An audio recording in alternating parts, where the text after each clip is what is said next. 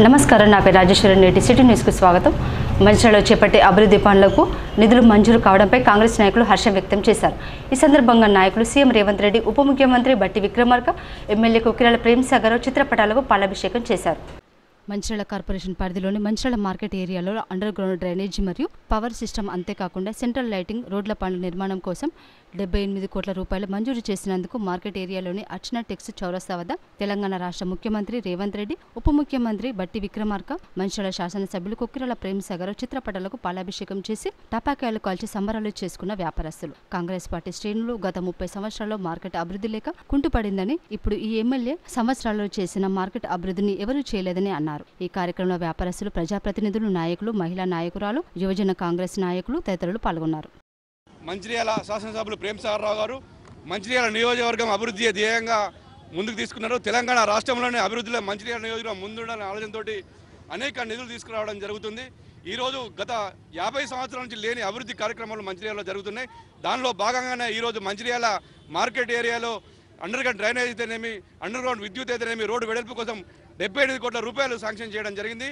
దీన్ని గౌరవ ముఖ్యమంత్రి గారికి, గౌరవ ఎమ్మెల్యే గారికి, గౌరవ ఉప ముఖ్యమంత్రి గారికి కూడా ఇక్కడ కాంగ్రెస్ పార్టీ నాయకులు, అదేవిధంగా వ్యాపారస్తులు అందరూ కలిసి కూడా పాలాభిషేకం చేయడం జరుగుతుంది.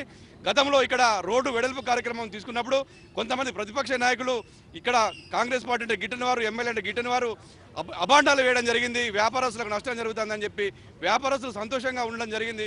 ఎందుకంటే ఈరోజు ప్రేమ్సాగర్ రావు గారు 78 కోట్ల నిధులు తీసుకొచ్చి ముందు చూపుతోటి భవిష్యత్తు తరాలకు ఏ విధంగా అయితే బాగుండాలి, ఈ మార్కెట్ ఏ విధంగా అభివృద్ధి చెందాలి, ఈ రోడ్లు వెడల్పు చేస్తే భవిష్యత్తు తరాలకు వ్యాపారస్తులు కానీ వినియోగదారులకు కానీ ఏ విధంగా లాభం చూపుతుందనే ఆలోచనతోటి ఎక్కడ లేని విధంగా ఈరోజు అండర్ గ్రౌండ్ డ్రైనేజ్ కానివ్వండి, అండర్ గ్రౌండ్ ఎలక్ట్రికల్ సిస్టమ్ కానివ్వండి, దాదాపు తెలంగాణ రాష్ట్రంలో 1-2 జాగాలు తప్ప ఎక్కడ లేదు.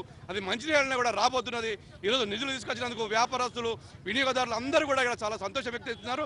అదేవిధంగా ఈరోజు చూసుకుంటే ఎప్పుడూ లేని విధంగా మహాప్రస్థానం ఏదండి, సూపర్ స్పెషాలిటీ హాస్పిటల్ అయితేనేమండి, ఈరోజు ఇక్కడ మంచిర్యాలలో అభివృద్ధికి ముందుకు తీసుకున్న పెద్దలు ప్రేమ్సాగర్ రావు గారికి ధన్యవాదాలు తెలియజేయడం జరుగుతుంది.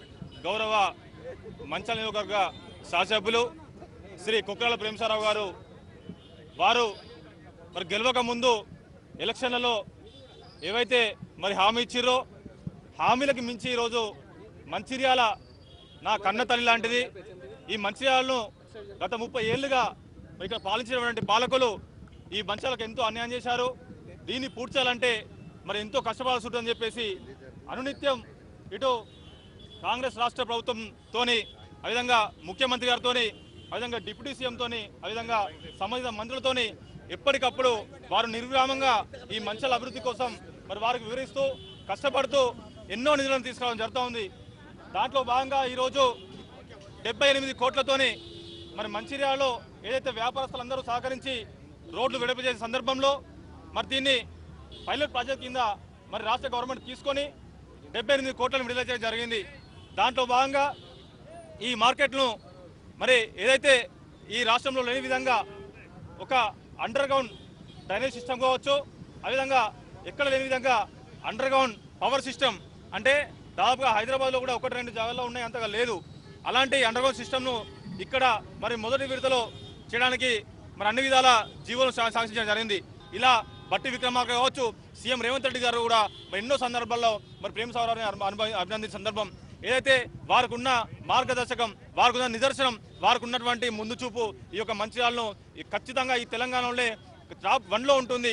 ఇంతకుముందు సిద్దిపేట, సిరిసిల్ల అనేది, కానీ ఇప్పుడు మంచిర్యాల అనే స్థాయికి మరి మా ప్రేమ్సాగర్ రావు తీసుకొస్తున్నట్టే వారి గొప్పతనం, ఈ ప్రజల అదృష్టం, మా అందరి అదృష్టం.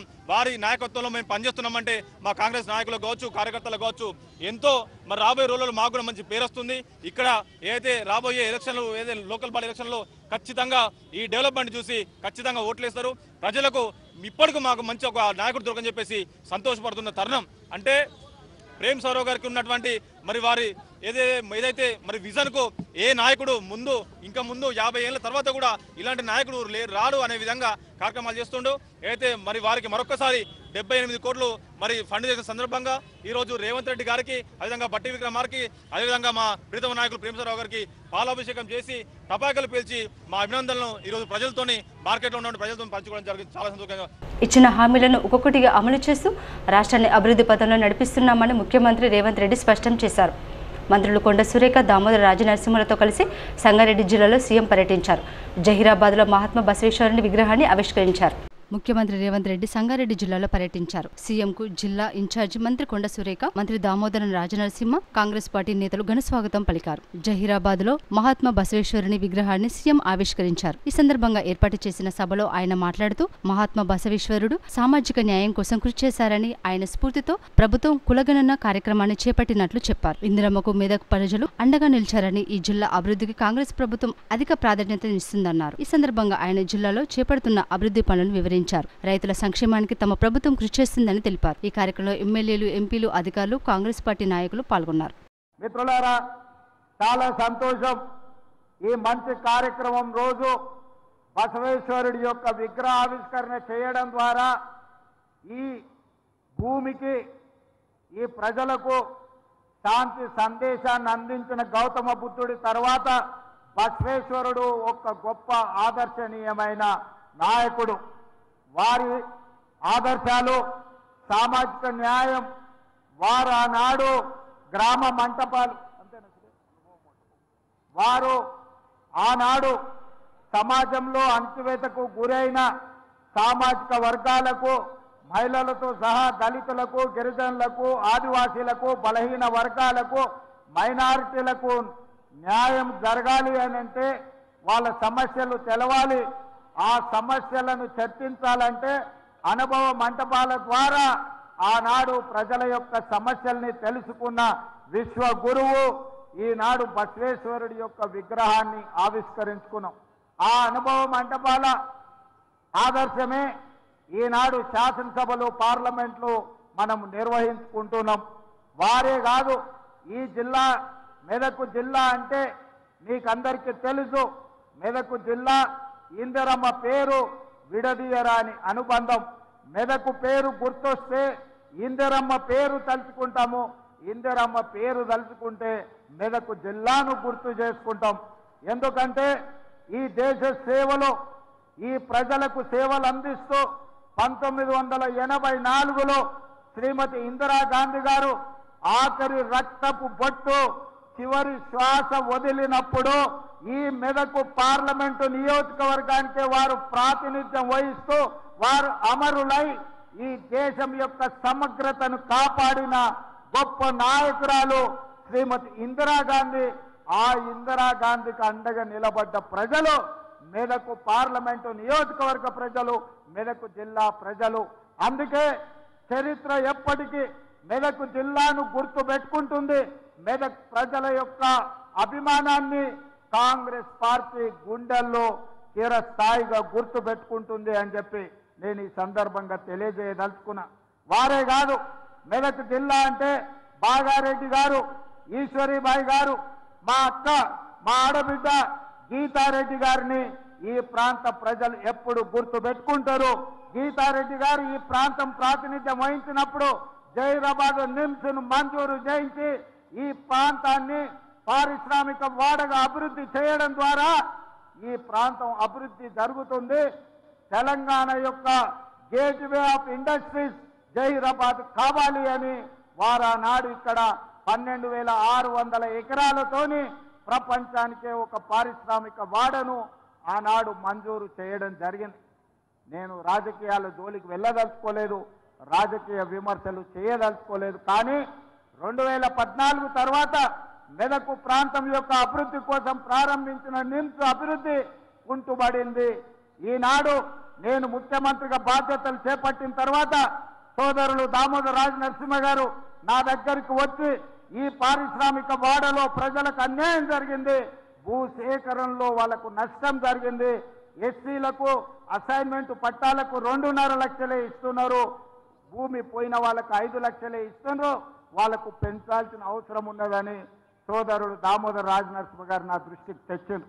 ఎంబడే మా అధికారులను పిలిపించి మీరు అక్కడికి వెళ్ళి పరిశీలించి ఆ ప్రాంత రైతులతోని మాట్లాడండి, వాళ్లకు న్యాయం జరగాలి అని నష్ట పరిహారాన్ని పెంచి ఇవ్వడమే కాదు వాళ్ళని అందరిని పిలిచి మాట్లాడి ఈరోజు భూసేకరణ కార్యక్రమాన్ని వేగంగా ముందుకు తీసుకెళ్లి ఈ ప్రాంతంలో ఇండస్ట్రీస్ పార్క్ తీసుకొచ్చి ముఖ్యంగా ఆటోమొబైల్ ఇండస్ట్రీ తేవాలని ఇవాళ హుండై కార్ల పరిశ్రమకు జైరాబాద్ నిమ్స్ లో స్థలాన్ని కేటాయించి 450 ఎకరాలు తొందరలోనే హుండై కార్ల ఉత్పత్తి సంస్థ ఇక్కడ వాళ్ళ కార్యక్రమాలను ప్రారంభించబోతుందని తెలియజేయడానికి నేను సంతోషపడుతున్నా. అదే కాదు, ఇప్పటి దగ్గర స్థానిక శాసనసభ్యులు మాణిక్రావు గారు, అదేవిధంగా మా పెద్దలు సురేష్ శెట్కర్ గారు, అదేవిధంగా టీజీఐఐసి చైర్పర్సన్ నిర్మలా జగ్గారెడ్డి గారు, చైర్పర్సన్ గారి తరఫున జగ్గారెడ్డి గారు వచ్చి నాకు ఒక సూచన చేసింది. నేను ఈ జిల్లా నుంచి ప్రాతినిధ్యం వహిస్తున్నా, ఈ భూములు పోయిన వాళ్లకు మీరు ఇందిరమ్మ ఇల్లు ఇస్తే ఇందిరమ్మ పేరు శాశ్వతంగా గుర్తు పెట్టుకుంటారు, మీరు ప్రకటన చేయాల్సిందే అని జగ్గారెడ్డి గారు వచ్చి నా పక్కన కూర్చొని పంచాయతీ పెట్టింది. అందుకే ఇవాళ సురేష్ శెట్కర్ గారు, స్థానిక శాసనసభ్యులు, అదేవిధంగా జగ్గారెడ్డి గారు, మా దామోదర్ రాజ నరసింహ గారి సూచన మేరకు నేను ఈ వేదిక మీద నుంచి ఇక్కడ ఉన్న జైరాబాద్ నిమ్స్ లో 12,500 ఎకరాల భూమి ఎవరైతే కోల్పోయినరో 5,600 కుటుంబాలు ఉన్నాయి. 5,600 కుటుంబాలకు ఇందిరమ్మ ఇండ్లను మంజూరు చేస్తానని. ఇది జహీరాబాద్ చరిత్రలో నిలిచిపోయే రోజు. ఎందుకంటే వివిధ కార్యక్రమాలకు మరి శంకుస్థాపన చేసి ఈరోజు ఎన్నో కార్యక్రమాలను మీకు అందించి ముఖ్యమంత్రి గారు ఈ కార్యక్రమాన్ని ఉద్దేశించి మరి ఇక్కడ ప్రసంగించడానికి రావడం జరిగింది. మరి వారు రోడ్లు అయితేనేమి, పంచాయతీరాజ్ అయితేనేమి, వాటర్ అయితేనేమి, రకరకాల డిపార్ట్మెంట్స్ సంబంధించినటువంటి మరి శంకుస్థాపనలు చేయడమే కాకుండా మహిళలకు ఈరోజు పెట్రోల్ పంపును వారికి అంకితం చేస్తూ కూడా రిబ్బన్ కట్ చేయడం జరిగింది. ఒక మహిళగా నేను చాలా గర్వపడతా ఉన్నాను. ఎందుకంటే ఏ కార్యక్రమం చేసినా కూడా మహిళలు వాళ్ళ కాళ్ళ మీద వాళ్ళు నిలబడాలి, వాళ్ళే కుటుంబాన్ని పోషించాలి, వాళ్ళు 4 పైసలు వాళ్ళ దగ్గరే ఉండాలి, అప్పుడే సంసారం సంతోషంగా ఉంటుంది అనేటువంటి ఆలోచనతోటి మన ముఖ్యమంత్రి గారు బస్సులు రెంట్కి ఇవ్వడం కానీ, మొన్ననే గిరి వికాస్ అనే ప్రోగ్రామ్ని కూడా మహిళలకు ఎలక్ట్రిసిటీ ఉత్పత్తి అంటే సోలార్ విద్యుత్ ఉత్పత్తి చేసే అవకాశాన్ని ఇవ్వడం, ఈరోజు పెట్రోల్ పంప్ ఇవ్వడం, బస్సులు కూడా కిరాయికి ఇచ్చి నడిపించడం, అదే కాకుండా ప్రతి మహిళను కూడా కోటీశ్వరాలని చేస్తానని ఈరోజు ముందుకు పోతున్న తరుణంలో మరి జిల్లా ఇన్ఛార్జ్ మహిళా మంత్రిగా నేను చాలా హ్యాపీగా ఫీల్ అవుతా ఉన్నాను. ముఖ్యంగా ఈ జిల్లాలో హేమీలు ఉన్నారు. గత ముఖ్యమంత్రి గారు మరి ఇంకా ఆయన సెకండ్ లీడర్ అయినటువంటి వేరే నాయకులు ఉన్నా కూడా ఇక్కడ కార్యకర్తలు నాయకులు మరి ఎక్కడా కూడా తగ్గకుండా వారికి పోటీగా ఈరోజు ఈ జిల్లాలో పనిచేస్తూ ఉన్నారని చెప్పడంలో ఎక్కడ అతిశయోక్తి లేదు. మీరు ఇదే ఉత్సాహంతో ముందుకెళ్ళాలి. ముఖ్యమంత్రి గారు మన వెంట ఉంటారు. తప్పకుండా రాబోయే స్థానిక సంస్థల ఎన్నికలను లక్ష్యంగా పెట్టుకొని మనందరం కూడా పని చేయాలి. ఆ యొక్క గెలుపును కూడా మనం ముఖ్యమంత్రి గారికి అంకితం చేయాలని కోరుకుంటూ, వాళ్ళకు ఆర్థిక, సామాజిక, విద్యాపరంగా, రాజకీయంగా ఏ స్థాయిలో ఉన్నారు, ప్రభుత్వం ఏ నిర్ణయాలు తీసుకోవాలి, ఏ నిర్ణయాలు తీసుకుంటే ఆ కుటుంబాన్ని ఆదుకుంటాము అని ఒక గొప్ప ఆలోచన రాహుల్ గాంధీ గారు చేస్తే దాని ఆచరణ సాధ్యం చేసింది రాష్ట్ర ముఖ్యమంత్రి రేవంత్ రెడ్డి గారు.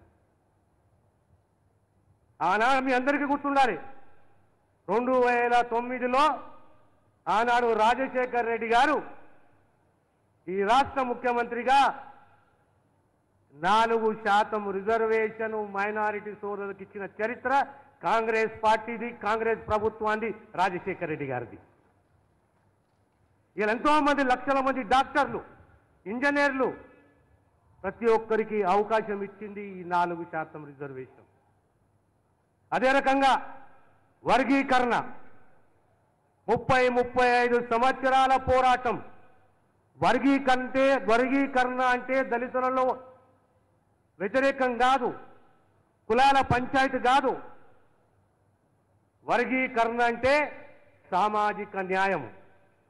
సామాజిక న్యాయం అంటే అత్యంత వెనుకబడి ఉన్న కులాలను ఆదరించాలి, గౌరవించాలి, వారి హక్కుని పరిరక్షించాలనే ఉద్దేశంతో ఆనాడు సుప్రీంకోర్టు ఇచ్చిన తీర్పు వెనువెంటనే రాష్ట్ర ముఖ్యమంత్రి గారు స్పందించి ఓ కమిటీని వేయడము, ఓ కమిషన్ నియమించడము, కమిషన్ రిపోర్ట్ 90 రోజుల రిపోర్ట్ ఇస్తే కేవలం నెల లోపట చట్టాన్ని చేయడము. ఏప్రిల్ 14 నాడు బాబాసాహెబ్ పుట్టిన దినము, ఆనాడు వర్గీకరణకు సంబంధించి రూల్స్ ఫ్రేమ్ చేయడము. ఇది ఒక చరిత్ర. కులగణనే కానీ వర్గీకరణనే కానీ మళ్ళీ తిరిగి ఈరోజు ఆనాడు రాజశేఖర రెడ్డి గారు ఉన్నప్పుడు కేజీ టు పీజీ ఉచిత విద్య, ఆనాడు ఆరోగ్యశ్రీ ప్రతి పేదవాని ఆరోగ్యాన్ని కాపాడే బాధ్యత ప్రభుత్వం తీసుకున్నది. మంచిర్యాల అంతర్గం మధ్య గోదావరి నదిపై వెంటనే వంతెన నిర్మించాలని బీజేపీ నాయకులు డిమాండ్ చేశారు. ఈ సందర్భంగా మంచిర్యాల పట్టణంలోని కాలేజ్ రోడ్డు గోదావరి నది వద్ద బీజేపీ పార్టీ మంచిర్యాల జిల్లా అధ్యక్షుడు వెంకటేశ్వర్ గౌడ్, మంచిర్యాల నియోజకవర్గ ఇన్ఛార్జ్ రఘునాథ్ ఆధ్వర్యంలో కాంగ్రెస్ ప్రభుత్వ విధానాలకు వ్యతిరేకంగా నినాదాలు చేస్తూ నిరసన చేపట్టారు.